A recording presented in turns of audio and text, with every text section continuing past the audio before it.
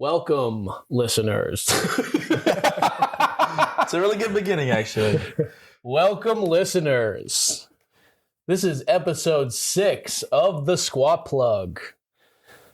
I'm sitting here with Ylli and Mateo. Yes.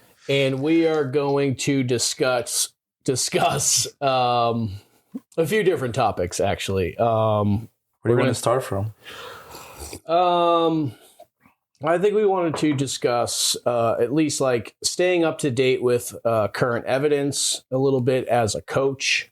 We do want to go over, even though we're a little bit late, Mateo's collegiate Nats. Do we? Recap. I think the people want to hear a little bit about your experience, your experience with the meet. I guess. I don't see why they wouldn't, you know.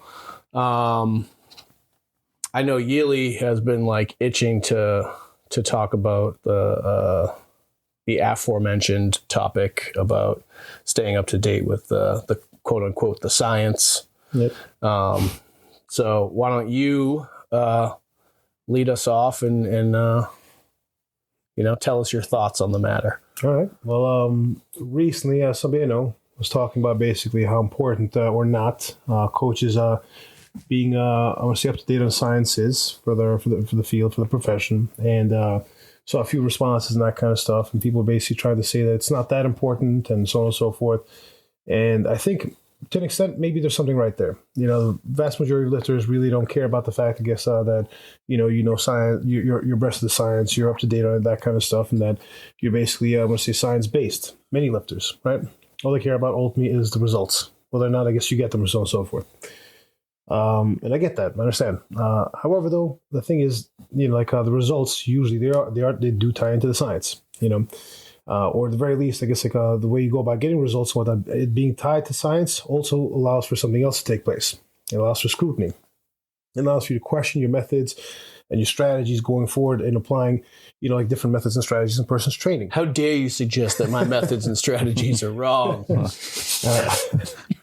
therein lies the rub. So, a coach, for example, who is not a fan of the science is somebody basically who wants to essentially have that hierarchy. Not that he's not a fan; he's just science adjacent. Science adjacent.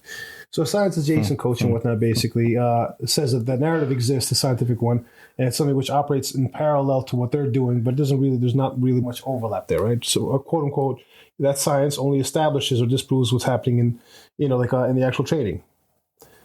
But listen to that statement. If it proves it or disproves it, whatchamacallit, after the fact, then that tells you that your stance itself should be a little bit less, I guess, I'm gonna say confident, and there's a lot more room, I guess, for scrutiny and so on and so forth.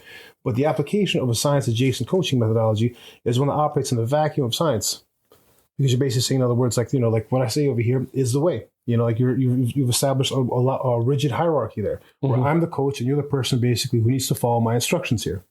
I think it's a very wrong-minded way, I guess, of doing things, and to call it science adjacent, I think, is actually. I don't think it's science adjacent. Means. I think it's my own way of coaching and just deal with it. It's not really science. It doesn't have to do anything with science. So didn't this person say that they were generally like ahead of the science? Yes. Or coaching as a practice is generally ahead of the science? Basically is what it comes down to. What do you think about that? So I think I understand from anecdotal aspect, you're going to see certain things which do work for a person, which may or may not, I guess, correlate entirely with the science, and that's an anecdotal basis, right? So maybe this lifter over here responds well to bands and chains, and I don't really use them. I'm not a fan of them, but maybe you have the lifter who operates well off that. The vast majority of science, from what I've seen, meta studies and that kind of stuff, indicate that's not the case. You're better off, I guess, going raw, like not using accommodated resistance, or the effect is about the same. It's about I think the best study, most favorable study I saw for accommodated resistance, it was a net neutral. Net neutral. So there's that there. So I get from a case by case standpoint, but the thing is that with many of these individuals, they don't apply it case by case. It becomes a general thing. It becomes a very sweeping thing. They have this one method that they apply to everybody, and that's where the issue, where the issue lies there, because you're taking one instance of it working and extrapolating it outwards to everybody else. The one bit of data there, and that's not how science works. So you make these statements and you say that you're science adjacent. That tells people out there who are the science crowd, who are looking for that scrutiny and whatnot, that you're okay with the scrutiny, but in fact you're not. because you're operating as though the science doesn't exist. Because you're saying, in other words, I can make these assertions and not have them based on anything and apply them to my lifters. And if they ask me, basically the two went to the science. This is science adjacent coaching over here. This is science adjacent. So you shouldn't listen to the science, Exactly. just like listen to me. Precisely. Just listen to me. Yeah. So it begets a very guru-esque mindset, and with gurus and whatnot, you're basically looking for people who are the end, like, the means and the ends. You know what I mean? Basically, judge, jury, and execution for all intents and purposes and shit. That's just not how it works. Jeez, that's aggressive. So I don't know. I mean, that's my issue with that. I think it's important for coaches to be on top of the science, because you find yourself having these ideas and these notions, bro science, where the case happens to be maybe your own personal biases for whatever reason, and the science comes out there and you go, oh shit, maybe that explains why I believe this, and maybe this explains why I've been having these issues. Somebody who operates devoid of that science, devoid of that scrutiny, will never make those. Will never have that happen, unless they're called out on it.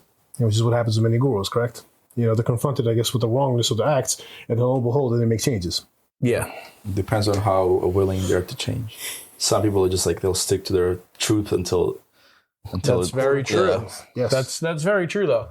I don't know if you guys ever listened to the podcast hosted by Dave McRaney is his name. It's called You Are Not So Smart. Yes. Yeah. I love that podcast. Great podcast. Yeah. So he did a 4-part series on that podcast on the backfire effect, which is essentially when your beliefs are challenged, you double down on those beliefs instead of, hearing out the other person's argument and potentially changing your mind about it. And what they actually, I'm not very well read on any of this research, but like based on what I learned through those podcast episodes was that basically like how deeply held the belief is that's challenged is going to influence. It was my phone. It's going to influence like how much how much, I guess, or the magnitude of the backfire effect that you experience, right? Like if it's something, you hold very deeply, like say a religious belief or something, you're much more likely to double down and hold your ground, right? Versus like, I don't know, I don't really have a good example off the top of my head, but like basically something which which you don't really care about, and it's just like, oh, I learned a new thing today. Like I didn't know, I thought it was something else. Yeah, you're unlikely to be like, no, that's and firmly hold a stance on something that doesn't. I mean, if you're really really devoted to something, you don't want it to be like wrong. You want it to be the case, right? And that's the whole issue. We find that the more passionate people are about certain topics and whatnot, the more likely they're going to experience the backfire effect when it hits them. Particularly when you've been proven wrong, or if you have a chance to basically, what you call it, to be embarrassed, or the social stigma. And not only that too, it's like when people trying to the way that they develop these beliefs, right, is like it's typically through confirmation bias. Is like you already have this narrative in your mind, and you only go out and seek information that confirms that narrative versus things that may disprove it, right? It's actually confirmation bias, cherry picking. Yeah, all of it, right? And a really cool analogy I like that I heard in because I'm actually listening to Dave McRaney's, the host of the podcast, his book, and he talks about confirmation bias. And one of the analogies he uses, like, he's like, if we're weighing ourselves daily, and we hop on the scale and it doesn't give us the number that we want to see, we generally reweigh ourselves a few times to make sure it's correct. But if it gives us the information that we want, if we hop on the scale, we're not going to go, right? Yep, I've done this. You're not the only one, yeah. So you're just like, boom, cool. That's what it is for the day. No, actually, sometimes I'll just get back on it just to make sure, because my scale is a little funky. No. So I don't know. Just an analogy for confirmation bias, guys. I get it. It's like, if we just want to confirm a narrative we already have in our minds, it's easy to like seek out that information and be like, oh, look, it's true. It's reinforced in my mind now, and I'm just going to move on with my life. Google.com searches, how bad is accommodated resistance for training? I told you, look at all these studies. Yeah. Now they'll just ask the chat GPT now, the AI. Yeah. Did you see the powerlifting program that is fused, that it puts out there? Just like all 3x8. 3x8, 5x5s. I looked it up as a joke the other day, right? I literally just like went on and I just wrote down make a program for like an elite powerlifter, and what it would give like basically 5x5s, starting from like RP6 and going like all the way up to RP9, and even for the accessories, it will start like RP6 and it would go up to like RP9. Just get for harder everything. and harder and harder. Yeah, so like everything would get harder every week. Nice. So you start from RP6 at everything, and then you end up RP like 9 to 10 at everything too. And you just like recycle it perfectly. Yeah, That's so funny. Go from 5s to 4s, 4s to 3s, 3s to 2s. Basically, block periodization. Yeah, right. That's actually surprisingly not that bad. I mean, probably not the worst thing. In the world, but versus the actual like 5x5s. Fuck some people up though. All right, so let's not get too far away from what we're talking about.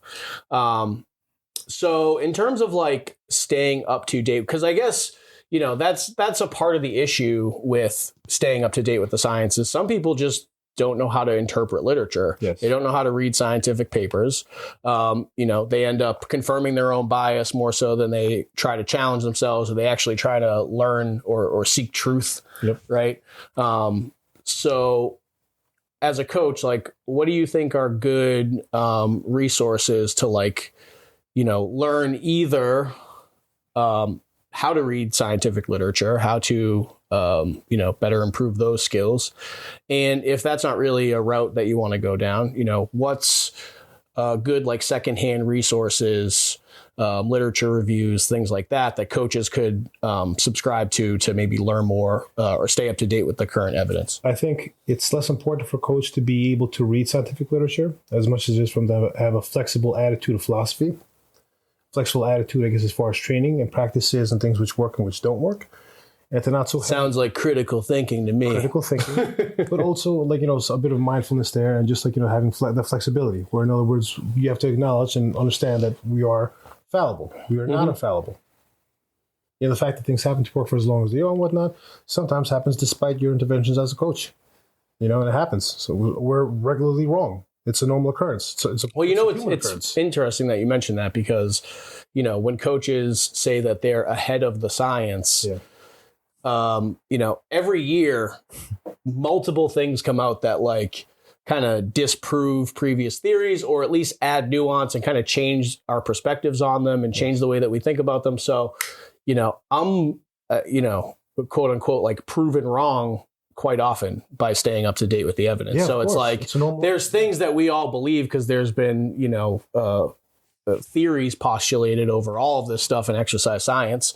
And then, you know, as we, you know, gather more data and learn more things, it starts to kind of, the theories start to unravel a little bit. And it's like, oh, well, maybe it's not, you know, not exactly as we thought it was, or maybe we have to change our thought process on this or whatever. Or we were completely wrong about this thing over here. So like, I really don't understand when someone says like, oh, we're ahead. Of course. And it's like, no, we're behind. They knew they were wrong before they knew they were right. Yeah, right. It's like, so why did you keep on this path to build character? All right. Well, it's because, so like with exercise science, particularly with respect to powerlifting, there's not a ton of data on, you know, it's very scarce, right? So it's like, we don't have, you know, clinical guidelines like, say, physiotherapy has. You know, we don't have like, you know, we have general ideas that we develop and a lot of coaches develop. And it's very tough for us to end up with Gnostic circumstances. But there's a lot of, you know, we use our experiences to fill the gaps. Yes, of course. Right.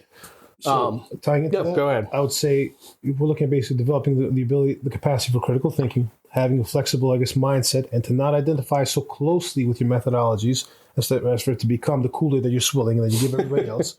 So saying, this is what I think works right now. Let's see what takes place here. Operating a scientific method, even with your own lifters. Does this actually work for them? Because again, confirmation biases exist. Oh, of course. If you want to see something work for a person, you'll find a way to make it seem as though it's actually beneficial for them. Oh, but there's a little bit of progress because this rep moved a little bit faster, so maybe something's happening here. Oh, this is an estimated 1 rep max PR, and so just keep doing what you're supposed to be doing. Oh, that's a rep PR. It's like the rep PR is like an 8 reps. We've never done an 8 rep like, you know, like an attempt ever before. So of course an 8 rep PR. You know, these different things. But I think it's more important to have that flexible mindset, have an open mindset to understand that we're fallible. We make mistakes, right? But not tying it to what a coach can actually do to tie into the science to some capacity while not being able to read the scientific literature, which is basically, for all intents and purposes, a language in and of itself. It is. And you basically learn a new language. The way things are worded, like ANOVAs, confidence intervals, all that kind of stuff. This is stuff which requires years of schooling to fully understand, to pick up the nuance years there. of marketing classes. But that kind of stuff. So what we can do basically to keep abreast of stuff is to find people who do purvey the information in a very good way, basically who are non-biased and who honestly care about the sport and are also attached to the sport. I heard data-driven strength guys being mentioned. I don't think it's bad.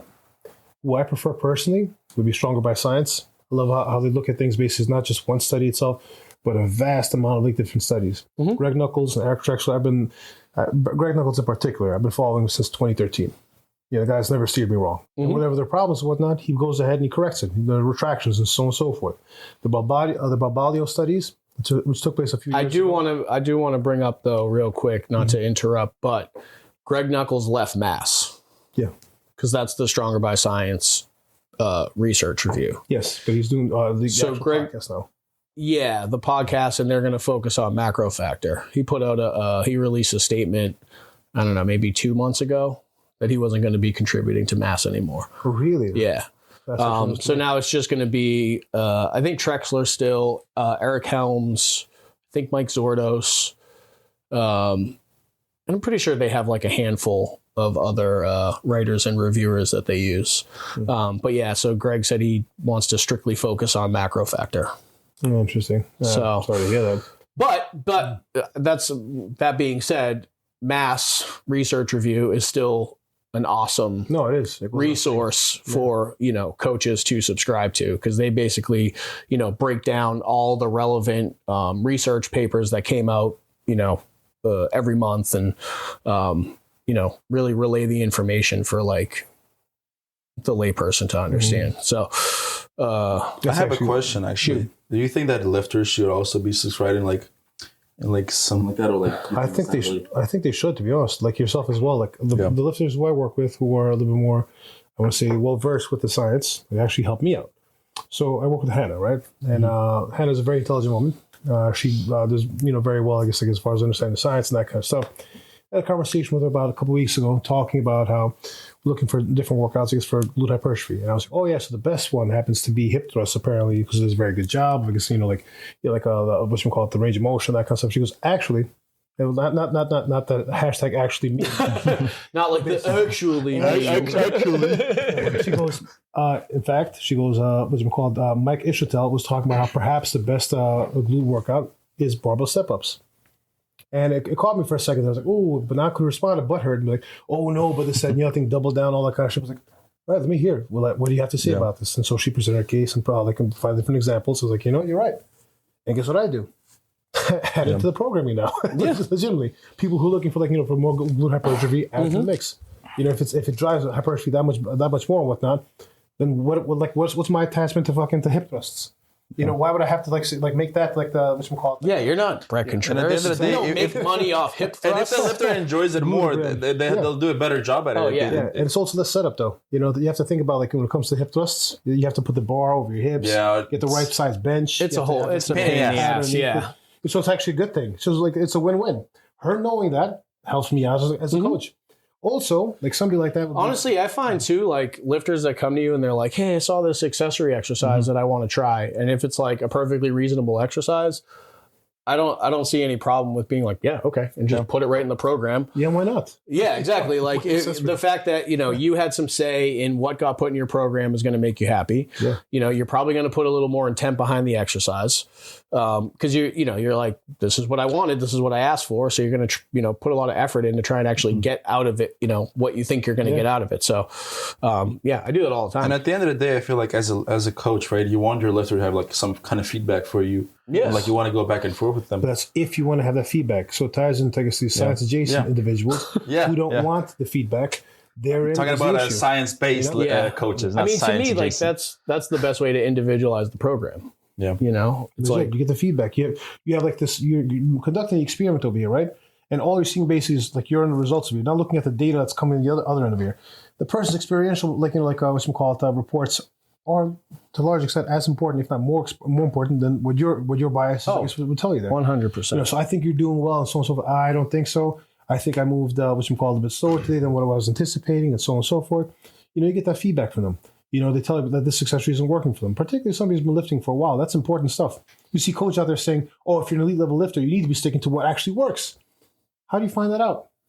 Apart from what you have to say, you think you know everything. You know other than just assumptions. It's such a wrong-minded statement. I saw it and I was just like instantly it was like revolt. I have the perfect split and formulation of sets and reps in my head before I've ever seen you train. I know exactly what we need to do. Yes, your context will never change. Things won't ebb and flow. You won't evolve as a lifter. This is the way. That's absolutely wrong-minded. This is it. Things can't change from week to week. So from session to session, even like somebody has like a poor a couple of crappy nights of sleep and whatnot, and all of a sudden the back doesn't recover as much. They go like maybe I guess the one iteration of deadlifts, maybe they tank, or maybe the whole maybe the deadlifts in general tank. So you have to respond to that. You have to be adaptable. You have to be flexible. By having these inflexible ideas and like this whole weird circle jerk mindset, which is basically what it is, like a cult mindset. You're basically you're doing worse by your lifters. You're doing worse as a coach. I agree.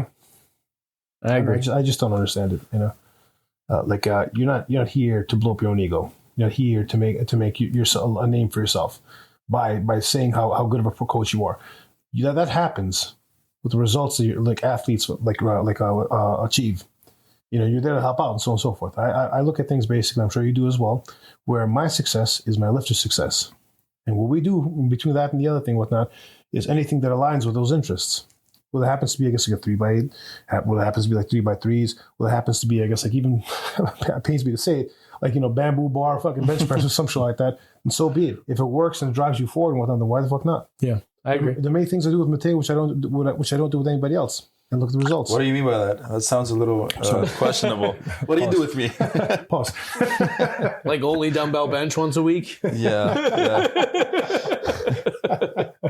He doesn't want to see me succeed. That's why. I'm holding it back. It's just always sabotaging your training. Yeah. But that kind of stuff, though. So I think that's what it needs to be.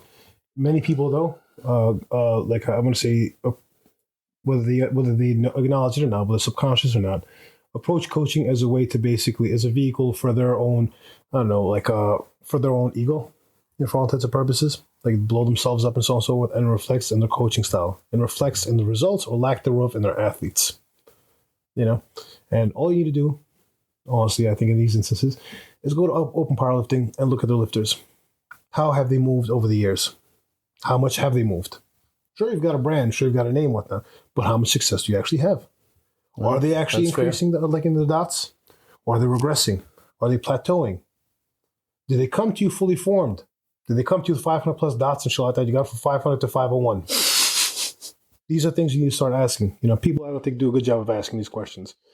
So I think that's important. I think that coaches need to have a very well-developed critical thinking ability and a flexible mindset, but I also think that applies to the lifters as well.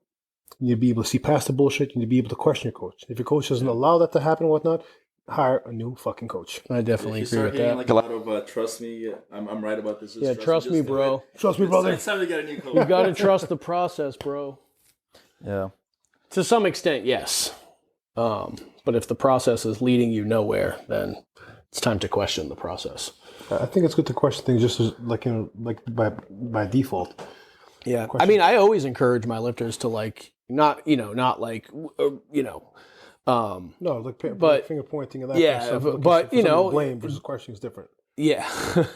But just ask questions about the training. If you want to know, my thought process behind why I programmed X, Y, or Z, I think you're probably better equipped to go through that process if you know why you're going through that process. Yes. Rather than being in the dark.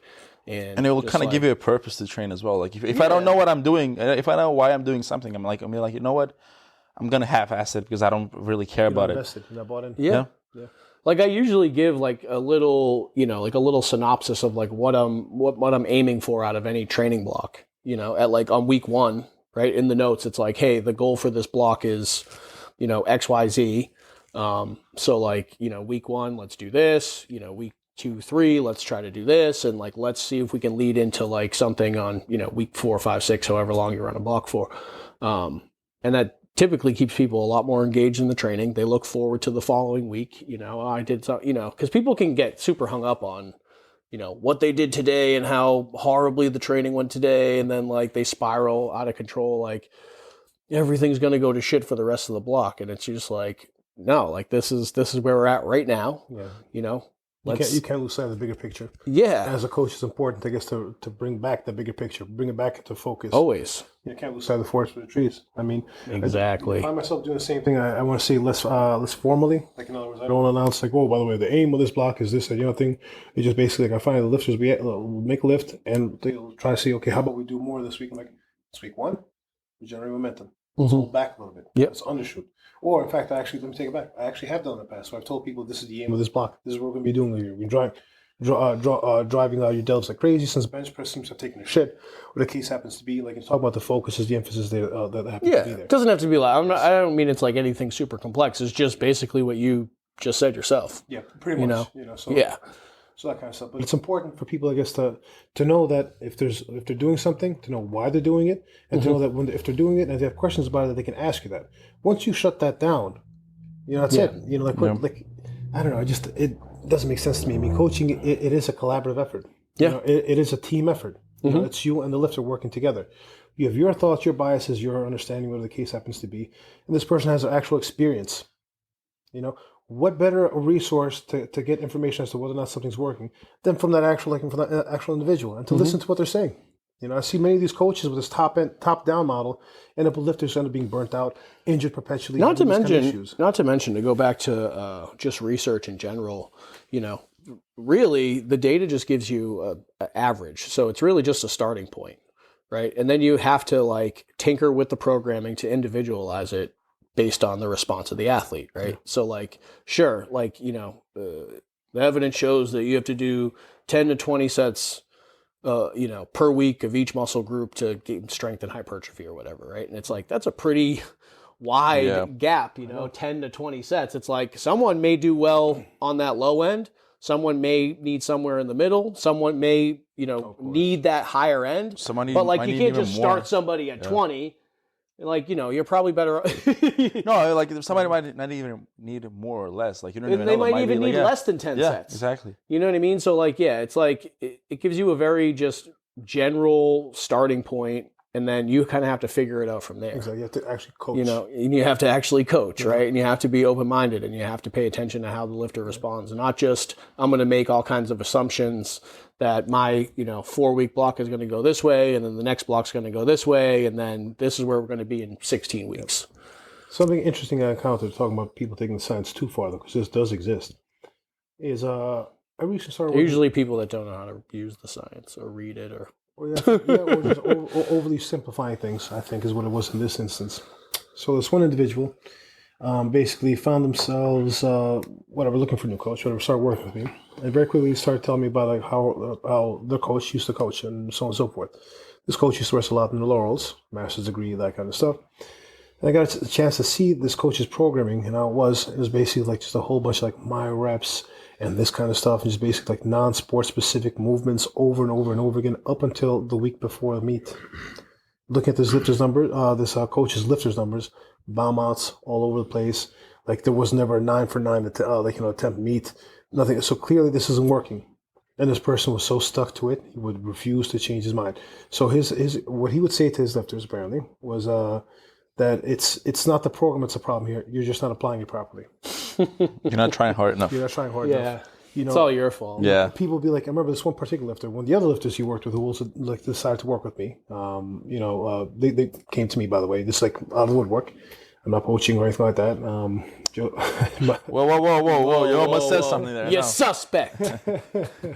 Would be very upset with me, but anyway, if that were true, but it's not, because anyway, but that kind of stuff. So the other thing, like this, one of the lifters would basically like get very little sleep, talking about 2-3 hours of sleep, and the coach would have them trying to execute the exact same level, despite the fact that the externals weren't where they needed to be. Injuries started taking place, hip tightness, shoulder tightness, and person starting to fall apart at the seams. There's still the individual is incapable of understanding the fact that their program is running this person into the ground because they're forcing them to do this, as opposed to responding to the stuff that they're telling them. Mm-hmm. You have legitimate, data here. I haven't slept. I am exhausted. I'm hurting right now. This is not working for me. And so he doubles down. Talk about backfire effect. Okay. Want to do a little cut? Let's cut. Our cat just, or my cat just interrupted us. She's being super cute, so we all got distracted. Anyway, so I guess that's that with... I guess that's that, yeah. In terms of resources for, research reviews, I think Mass is really good. Reps is another one. I think Barbell Medicine has one, or they used to have one. But I think generally just like, I don't know, if you're involved enough in the culture, then you probably know the right people to follow. Yeah. If you want to stay up to date with, I'd say a good place for a coach to start off with, to be honest though. Probably Strength Muscle Pyramid by Eric Helms. Not a bad place to start off at. Yeah, if you want to just like learn first principles, yeah. I mean, he has these I want to say these hard and fast kind of numbers for programming. He says you can't do it more than X amount of sets and that kind of stuff. Yeah, my buddy Jake uses those. Yeah, which I don't think is ultimately right, but it is a good guideline. He just starts breaking down certain things. Yeah, I mean, it'd be better to read it'd be better to learn like that concept than go on PubMed and just start searching keywords and reading random studies that or to are find going to yourself make a starting strength by Mark Ruffalo. You might have the same outcome if that happens anyway. So, yeah, you're probably right. But yeah. So, all right, moving on. You want to get into a little less scientific topic? What are we going to talk about nationals and all that the whole fiasco there? Oh my God. Yeah, sure. Yeah. So how do we start with that? Well, we start with basically what happened is 2 days prior to it actually selling out, basically reaching the limit.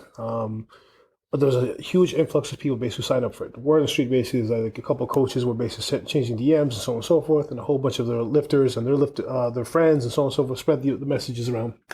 And so let's spend 48 hours, I think, if with the USAPL page, what Marshall had said on there. Is correct. But you're looking at basically 600 people signing up. In 2 days. From 700 to basically the entire thing being filled up. Yeah. That quickly. And USAPL, before, a few hours before the meet, it was filled out. They put out a cap saying that they're gonna cap the meet at 1,150 lifters. And at that point, there were 900 lifters signed up, and within I want to say an hour and a half, the whole meet just filled out. Yep. And a lot of lifters stayed out of it, and just the whole fucking shit show started, and people complaining and all kinds of shit. For example, we have Leandro who has close to 500 dots. He actually missed a sign up, and that's it. He would have been a contention, I guess, for the podium. He spot. Snoozed. He snoozed. He literally snoozed. He was actually taking a nap at that time. Well, I also told him weeks in advance. I guess I got to sign up for it, so there's that as well. So there's also, I guess, lifters to be blamed, I guess, for not signing up in time. I get that. I mean, they did have the registration open for a while. Yes, they did. Yes, but I do think that there should be a fail-safe in the system, right? No, I think the whole system is I don't know how I feel about the whole sign-up system that there is right now. Well, I would think I know there's a ton of other issues with it too, but if not for anything, at least some sort of fail-safe where the top 5 from last year or top 10 from last year get an automatic, of course, invitation. Yes, or something else, because we need to set barriers for entry here to prevent that from happening again.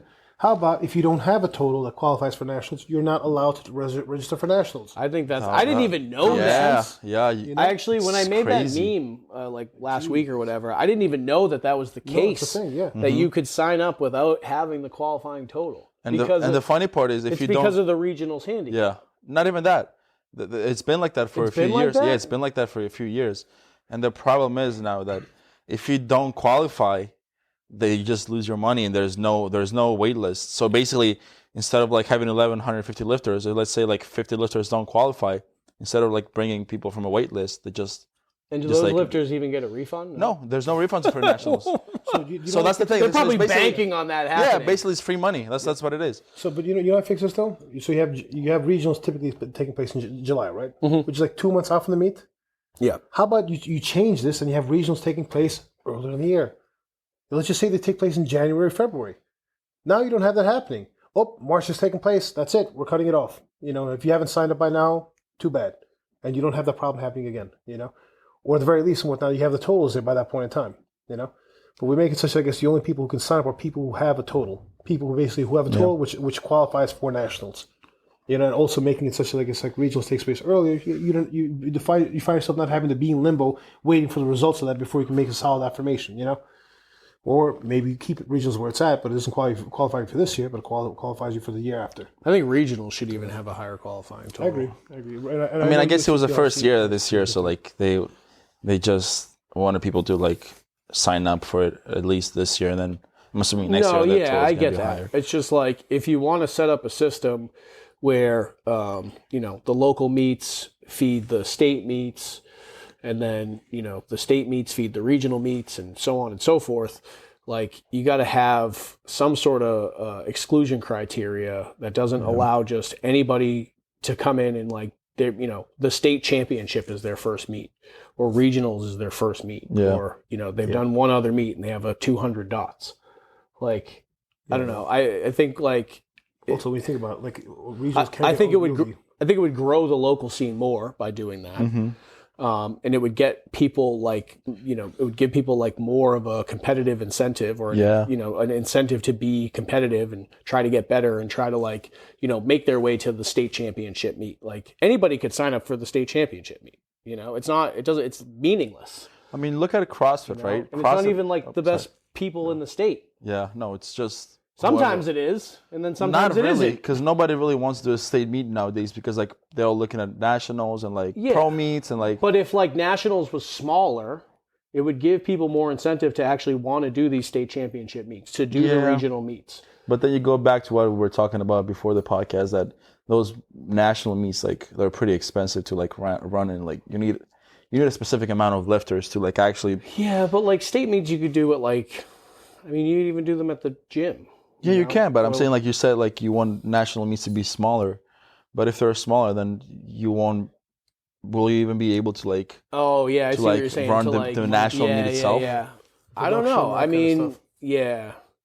Maybe you just don't pick these like huge convention centers to do. So you're gonna be like the IPF, like hosting meets in the middle of nowhere. Yeah, I guess that's kind of lame too. I don't know. It's tricky. USAPL clearly has money woes. I don't know if you saw the post they made recently. Oh my god, I know. At the end of the day, you could also just, instead of having if you have like half the lifters, you can make them pay like $200 instead of $150 or like. If you're $230, like if you're like a top 20 lifter, you're probably you'll pay the $200 or $250. Yeah, of course. To go. Yeah, I would pay it. It's like exactly you're paying like a couple grand just to get there, like hotel, food. Transportation, you're so I don't think that the extra $100 is like going to like set you back that much. So maybe you cut out 10 to 15 lifters a weight class, and you just charge the rest of the lifters a little bit more money. Yeah. So it averages out, and then you could still just kind of keep everything rolling along the same way. Yeah. What do you also think about like not having qualifying totals whatsoever, and just having like the best lifters for nationals, just like get an invitation?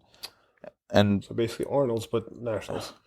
I don't know. It's something possible. Like you have to also understand with 1,000 some odd lifters, as a federation, it's a great chance for them to make money.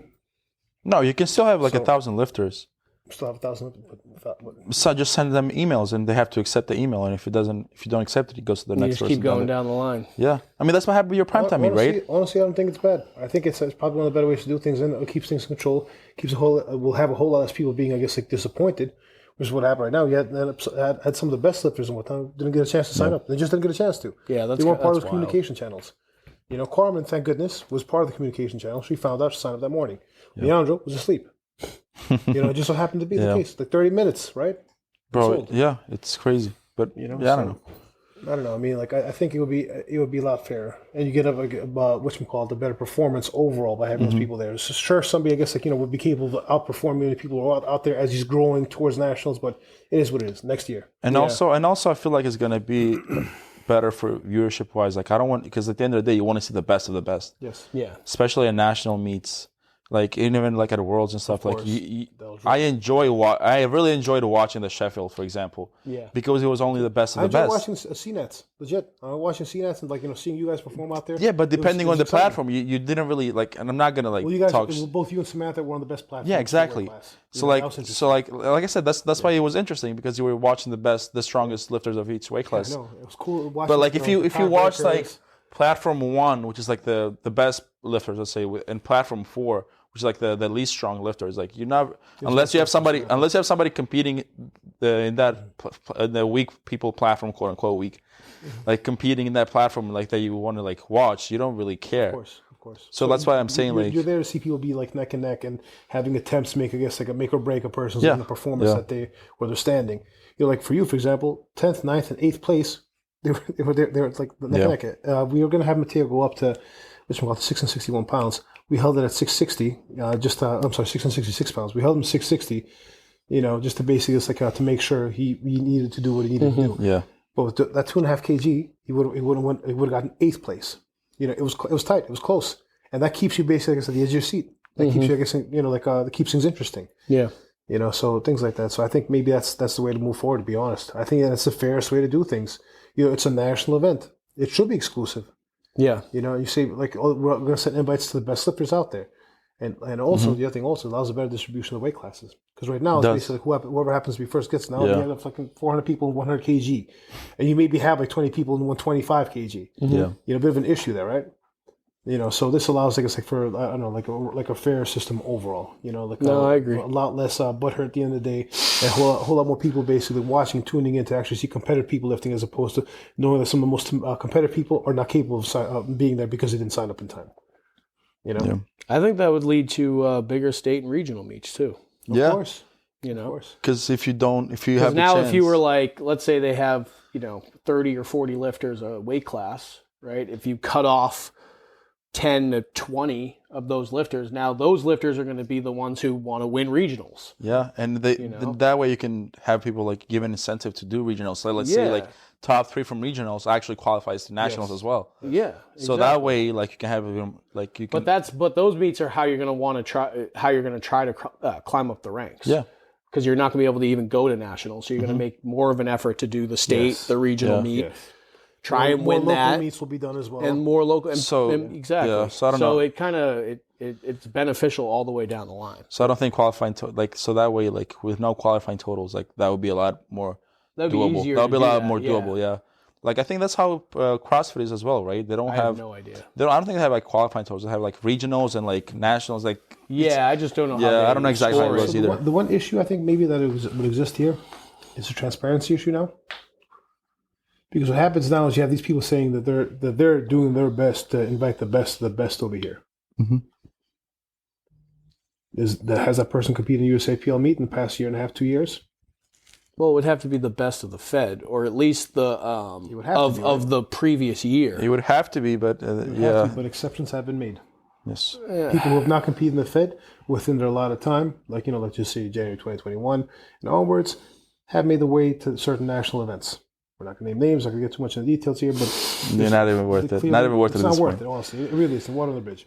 But there needs to be better oversight. I think that it would. I think the rule would have to be you placed top 15 or top 20 or something, or you can of the previous year at nationals. Or you can have have their totals in general, at least for the first year, at least do it based on totals. So like the 10 best totals. Yeah, and overall. then you also report. Yeah. You see, this is where this person was in this standing after having competed at these meets over here. So he's been given an invitation. You have a system of this. Make it available. It's not that tough to do. It's basic accounting. And once you have that, they just don't want to do it. You can't say that there's favoritism. You can't say there's like these kind of issues that people basically been given carte blanche, which is what I said to this one individual in a certain chat. But I'd say there needs to be more accountability. It needs to be fair. It needs to be, I guess, like better orchestrated. It needs a whole lot more planning on the part of the USAPL's management here because it's fucking haphazard. They don't plan things well at all. They really don't. It's fucking horrible. I mean, look what happened with the Pro Series. Look what happened with the Pro Series. I know, dude. I mean, for what? No, but we don't even have, we can. People. So let's Pro Series, yeah, but we also have on the international scale. USAPL China just became its own entity. Yeah, I saw that. I don't know why. What? Why did that even happen? I don't know why that happened. Now CHAPL, it's just China Powerlifting. Why did that happen? Because China basically told them that they can't operate under the USC umbrella. Oh, okay. I see. So now it's like it's USAPL adjacent.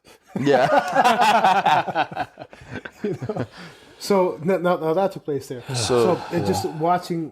It's like they don't think anything through. Legit, like you could have asked them beforehand, like, oh, by the way, would there be any issues if we operated within China? Oh, there are. Oh, looks no, not even that. Would it be an issue? Some ways we could do this? Looks like we're just gonna try it anyways. You know what? We won't put it in China. Let's just wing it and see what happens. And the worst problem is like having USA in our actual name. I know, would right? offend them somehow. You know? Like you can USAPL China. You can work with the Chinese, like with China, but like don't make your federation name USAPL China.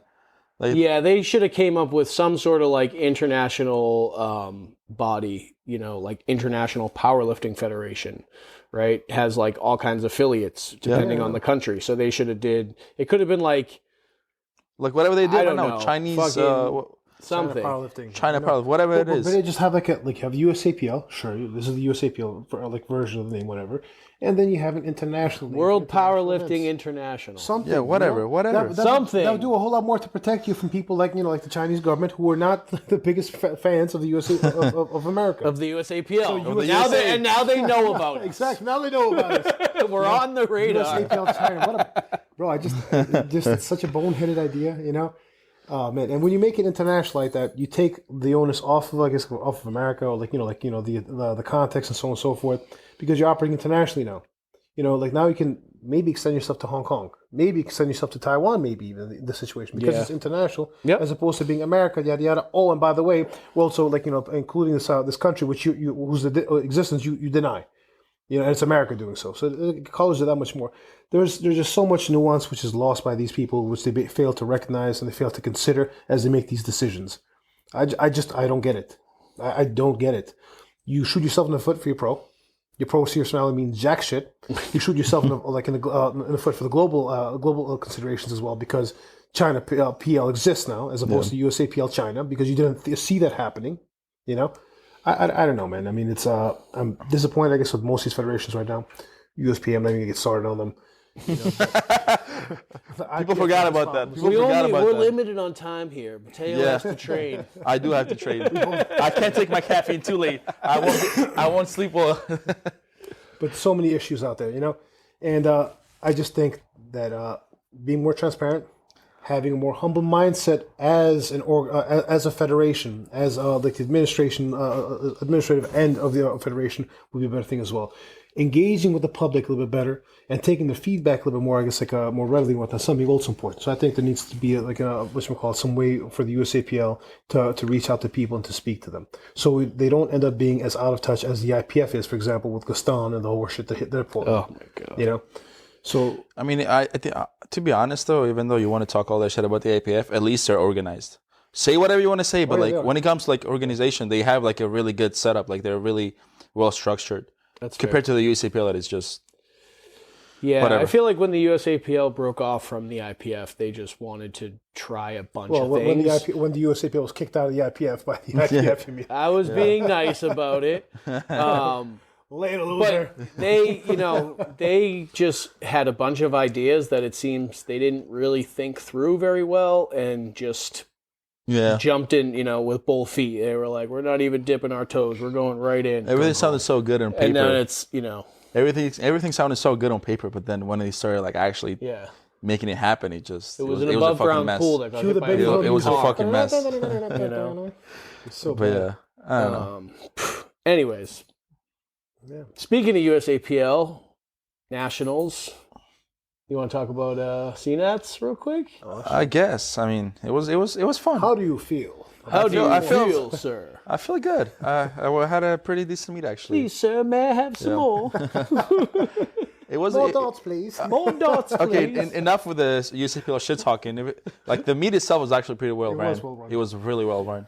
Like Now let's say positive things. yes, about let's not seem like we're slandering USAPL on purpose. But no, actually, the meet itself was really well ran. The warm up area was actually like a lot less hectic than last year. I don't know if you remember last year. Oh yeah, it was. Last year was a wild. fucking mess, but this year there was plenty of space, plenty of combo racks. It wasn't bad at all. Nice. I liked it. It was a good environment. It was good. How's the carpeting this year? It was. I mean, I didn't have an issue last year either. It's just people like. I just remember seeing it last year. Yeah. Just like watching people bench just. Oh yeah, yeah. You know what they did last year, right? Fuck. You know what they did last year, right? They changed the carpet on the third day. I don't know if you see the videos. They literally cut a little piece off of it and they switched it. Really? And you can see the different, like it wasn't the same color. You could see it. Yep, so like after like a couple of days, they realized they fucked up with the carpet. So they literally just cut the carpet around the combo rack and they replaced it with like a different kind of carpet. But this year was fine. Yeah, everything was fine. Who beta tested shit, by the way? You know, like imagine. I don't know. Do you not have somebody like trying out the the equipment and like the surroundings to see what No, the stuff? absolutely not. I mean, it was Rogue's carpeting, so I guess they assumed that it was good enough for use, right? I mean, if Rogue recommends it, if Rogue like makes it, you would think that it's a good enough carpet, right? Yeah, trusting across the company blindly. I guess they're not a CrossFit only company. They also make powerlifting equipment. Well, the CrossFit company that also does powerlifting. I guess. I guess that's fair. Yeah, I guess powerlifting is not up there yet.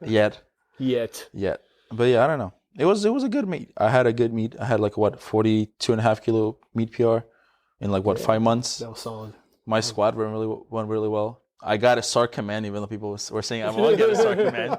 And I hit that too. The DMs Ylli was like sweating for a squat. For the first squat, absolutely. For the second squat, I was still sweating. My third squat, I was like, oh my God, we're making it happen. We fooled them. We did it. No, but yeah. Okay. Tell them about the DMs you used to get. The DMs on a regular basis, I'm not even kidding you. Like I would say, whenever you post a squad video doing something crazy, a heavy lift squat, like he does. Oh, you sure he's gonna get a SAR command? Oh, I don't think that's that's the depth. Oh, I don't think he's upright enough. Like every look at this. Single. That was my latest post 2 days ago, right? 130 likes, 60 shares. Of course. Still to this day, even after the meet, they still share my post. Like every squad post I make, they always share it. There's a whole lot of hate for it, but it's allowed. Just like sumo's allowed. Just like high R's bench pressing is allowed, it's part of the sport itself. No. If it changes one thing, I get it. Whatever. No, but if I didn't get a SAR command, I'd be like, you know what? Maybe those people were right. But we did have a plan B though at the same time. Though. Yeah. But that said, you had 3 nationally ranked. What was the plan B? Just put it a little higher at the back. That's what I figured. Maybe we lose 5 kg from your total. Yeah. Oh my God. What no. they do? You know. But if it would have been just because it's a novel experience now to go a little bit higher. That's the only reason why we have to revise things downward slightly. Yeah. But either way, just to see all the legitimately over and over and over again. Like every single time you make a squat post, I have people saying, "Oh, do you think he's going to get a SAR command? Oh, yeah, I think it's high. Oh, I'm speaking to national level ref. Found out the national ref they were speaking to was a USPA ref. All right. I mean, even Soph said once though like that I might not get a SAR command. So she said you were close. Yeah. But I also told you guys if when meet day comes, I know I can actually. You were already borderline, and you were like, I'm gonna have to. No, I knew that if I had to do it, I could do it. And you looked, to be honest, you looked better on the platform than you do in training. You obviously made it a point. That's an actually good taper. So something else not even that people aren't seeing behind the scenes is that his missing depth or being borderline with depth and his his positioning, a whole lot of that has to do with fatigue. Behind the scenes, I'm driving this fatigue up. I want it to that point. Yeah. When he's missing depth, it's not because he's an ego lifter, goes out there to basically say, oh, look at my PR, and you see these people squatting out a half mile high. It's because he's still fatigued from sumo by design. Mm-hmm. And I'm seeing it. So I expect it to happen. Yep. There's certain days in training where if he's squatting high, then it's an issue. But those days that they're complaining about are not those days. Yeah. So people basically make these these fucking comments and these have these opinions which are ill-informed. To say the least. If you look at his overall training, and even look at his meets, he has never been called for depth. Yeah. He's never been called for SAR command. I just changed my squat style, so the SAR command would have been like a recent thing. But I've never been called for depth, and people always it's like, oh, you don't hit depth, bro. You don't hit depth. I'm like, and lo and behold, he hits a taper, his hips get a chance to recover, and all of a sudden he's crushing it, and that was an all-time PR. Not just we met a training PR. That was all-time PR. No, it was like what a 292, baby. Yeah, it was a 30-pound all-time PR and a 70-pound meet PR. Yes. Not bad at all, I guess. No, that's huge. So clearly the guy knows what he's doing. That guy knows what he's doing. My coach was always doing We this. both know what we're doing. I guess. It's again teamwork is what it comes down to. Honestly, Teamwork makes the dream work, baby. It does. And for me to say it's all me, Sean, it's fucking arrogant and it's false. Yeah, I agree with It's that. basically it's teamwork. And again, 90% of it goes to him. He's applying it. He's doing it in the gym. He's sticking to the program and sticking, staying on the path. He could very easily stray from a path and listen to these other fucking boneheads and do some stupid shit. I'm sure. Like you did I'm last sure week. I'm sure he's constantly tempted too. Honestly, Yeah. James, if you listen to this, I apologize. I swear. He's like, do as I say, not as I do, I had Mateo. those doubles. Unfortunately, I did not. I was weaker than I thought. I did have a nice single though. The delusion Yeah. actually it far outpaced my actual strength. But it's okay. He I did still have a loves single, you. but the bench was a single. Just the bench. And I failed it after that as well. After hitting. Just the bench. Squat and deadlifts were doubles, They're both but he doubles. never did them. Yeah. And I think in hindsight, I think. It's like, well, I did 2 singles, so it's technically a double. So I do think, true, but I do think the squat was potentially there. And I think the deadlift was there as well. I just didn't see it was being worthwhile. Like shooting out, like having an RP 10.5, double. I could have held back a little bit, generate some momentum for the next block. James is going to punish me severely. You know what I have to say? He's already threatened me with quite a few. You know what I have to say? You're just coping right now. That's what I have to say. It is a That's cope. all I have to say. It is a cope. Undeniably, it is a cope. Yeah. I should have chosen a little bit less. We're always Generating coping. more momentum. Yeah, that's what we do. We're powerlifters. Still, 1852, I guess. 840 kg, my guy. No, it's huge. At 150 kilo weight, body weight. Listen, 124 that day, okay? 124. Oh, so you're making the weight class barely, Oh, yeah. barely making the weight class. I've grown into the weight class, so to speak. I can see it. I can see it on the stomach. But yeah, I guess that's it for today, right? I guess that's it. Yeah. It was a good one. That was a very good episode. The shocker was the whole Greg Knuckles thing, though. I'm still like fucking throwing for loop over that. That's crazy. I'm not even kidding. Like, holy shit. Like, how could he not like, be what the with fuck? Betrayal. Him and not mass. Like, and he went over to Macrofactor altogether. Oh God, man. Top 10 I enemy know. Yeah, I was gonna say. holy shit. Like legit. Like I get it. Like like he could perfect the shit out of Macrofactor, but he was so fucking. He was I don't know like so good at what he did with mass. Oh, for sure. Particular Barbalia takedown. That was him. Like he found out that the fucking numbers were faked. He made that happen. He caused that retraction to take place. Yeah, I mean, I don't think mass is going to take much of a hit, but Yeah, I mean the people working there are phenomenal. yeah. It doesn't change it at all, but it's still Greg Knuckles. You know what I mean? Since 2013, I've been following this shit. Yep. Anyway, Anyways. Greg. Yeah.